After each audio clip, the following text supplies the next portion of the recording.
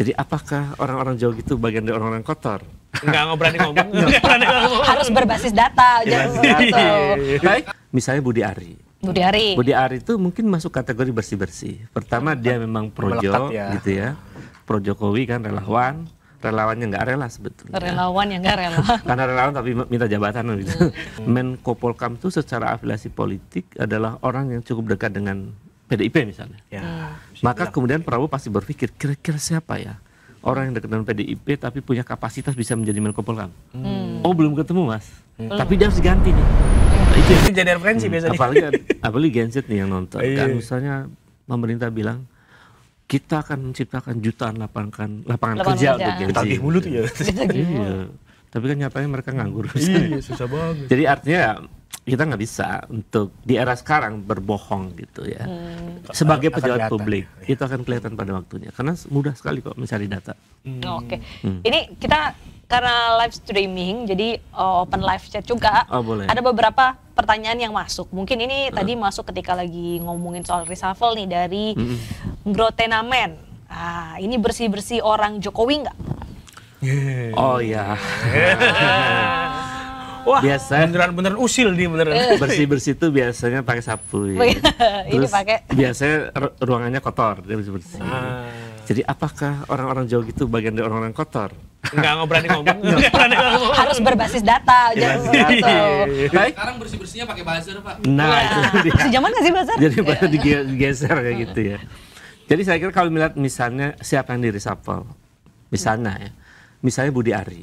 Budi Ari. Budi Ari itu mungkin masuk kategori bersih-bersih. Pertama dia memang projo, gitu ya. Pro Jokowi kan relawan. Relawannya nggak rela sebetulnya. Relawan yang nggak rela. Karena relawan tapi minta jabatan gitu. Kemudian bukan hanya itu, dia adalah juga pernah ada kasus terkait waktu dia menjadi Menkom Digi. Menkominfo. Menkominfo sekarang ada Diginya, digital ya. Jadi tentu itu menjadi beban dari pemerintahan ini. Apalagi kemudian Menteri Koperasi itu akan digelontorkan ratusan triliun. Ya, koperasi. Misalnya koperasi merah putih. Jadi mungkin Prabowo perlu hati-hati menempatkan orang yang punya track record yang ada problem di situ. Main angka 80.000. Jadi, nah itu boleh tuh maknanya sapu-sapu tuh. Bersih-bersih tuh. Kalau yang lain, ada jabatan yang di reshuffle tapi kosong kayak gitu. Iya, ada yang kosong. Nah itu kalau itu aneh. Biasanya kan reshuffle udah ada pengganti. Ini reshuffle masih kosong. Kalau dari kacamata Mas Ubed sendiri, apa tandanya itu tuh? Itu tandanya pertama itu kan mirip seperti misalnya saya supir bus. Terus ada orang duduk samping saya nih kursi kamu pergi-pergi ada penggantinya. Ternyata nggak ada mas. Jadi orang di belakang pada rebutan tuh. Iya. Artinya tidak menyiapkan secara matang sebetulnya ketika menggantikan seseorang mesti disiapkan penggantinya kan. Itu menunjukkan ada semacam ketidakpercayaan. Bukan, kebingungan. Kebingungan dari. Iya, mencari orang yang tepat untuk menggantikan posisi itu. Mungkin ini menarik di belakang layarnya nih yang kuat atau iya, itu yang saya sebut bingung. Dari banyak faksi, kira-kira siapa nih? Kalau dulu kan sebelumnya siapa nih misalnya Menko Polkam. Menko Polkam itu secara afiliasi politik adalah orang yang cukup dekat dengan PDIP misalnya. Maka kemudian Prabowo pasti berpikir kira-kira siapa ya orang yang dekat dengan PDIP tapi punya kapasitas bisa menjadi Menko Polkam. Oh belum ketemu mas. Tapi dia harus diganti nih. Nah itu yang mungkin menyebabkan terjadi kekosongan. Dalam manajemen modern itu sebetulnya kekeliruan ya. Kekeliruan kurang pas. Itu kurang pas dan tidak dapat dibenarkan. Terlalu lama kosong juga baik ya. Oh nggak baik. Malah jadi bisa diisi Gondorwo itu. Deal politiknya nggak kelar-kelar. Oke, satu lagi pendatang baru kita. Silakan. Saya diusir terus. Silakan. Baik. Monggo, ada Mas Wildan Hakim. Silakan Mas. Apa kabar? Ini kompak gelap-gelap. Oh iya gelap. Kenapa? Kita nggak janjian kita udah nggak Indonesia gelap, udah Indonesia cerah. Oh iya, ini hawanya hawa dingin.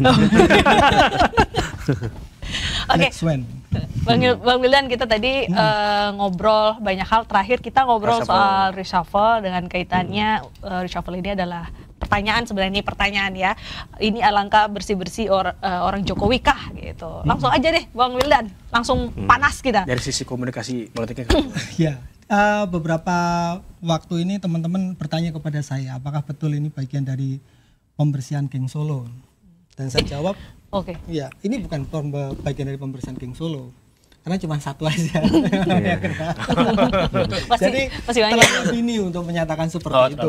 Iya. Karena geng tuh kelompok ya. Iya. Kalau satu baru satu. Nah, some persons kan, ada beberapa orang seperti itu, Pak.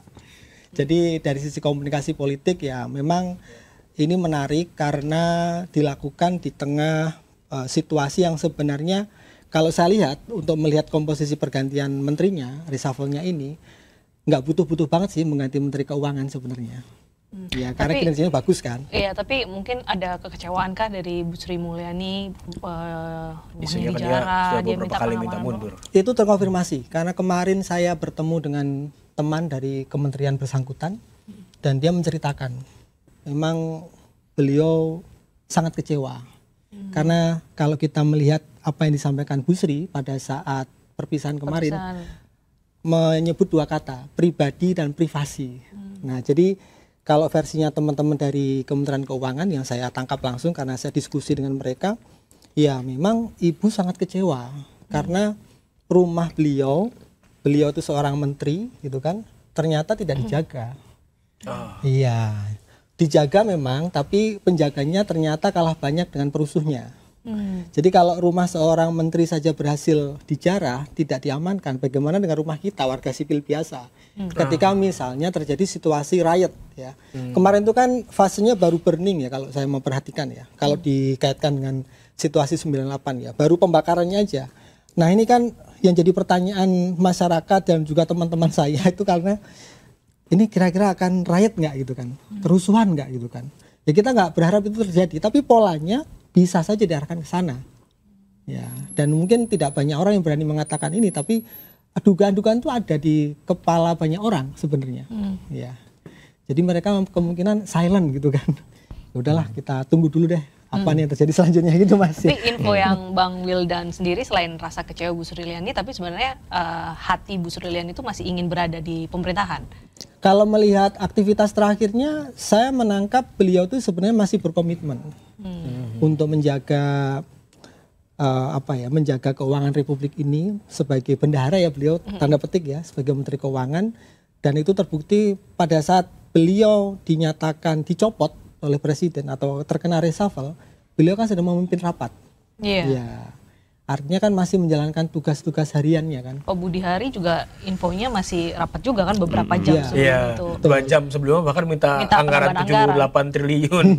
Tapi 2 jam kemudian diganti. Apa gara-gara jangan minta tambah anggaran? Tapi mereka paham kok bahwa reshuffle itu kan hak prerogatif presiden. Betul. Ya. Jadi apapun ya harus diterima. Tiba-tiba kita lagi ngobrol sama presiden 1 jam kemudian reshuffle mungkin. Sangat mungkin. Itu otoritas presiden. Tapi kalau ngomongin hak prerogatif presiden itu ada ideal jangka waktu nggak sih dari awal menjabat gitu? Apa ini terlalu dini nih gitu? Atau mungkin ya memang sudah pas, nggak ada masa harus berapa bulan gitu? Probation lah kalau Probation. Ini merujuk pada pengalaman presiden-presiden sebelumnya ya kan, memang ada datanya ya. Kalau Presiden SBY itu baru mereshuffle menterinya itu setelah memimpin selama 1,2 tahun.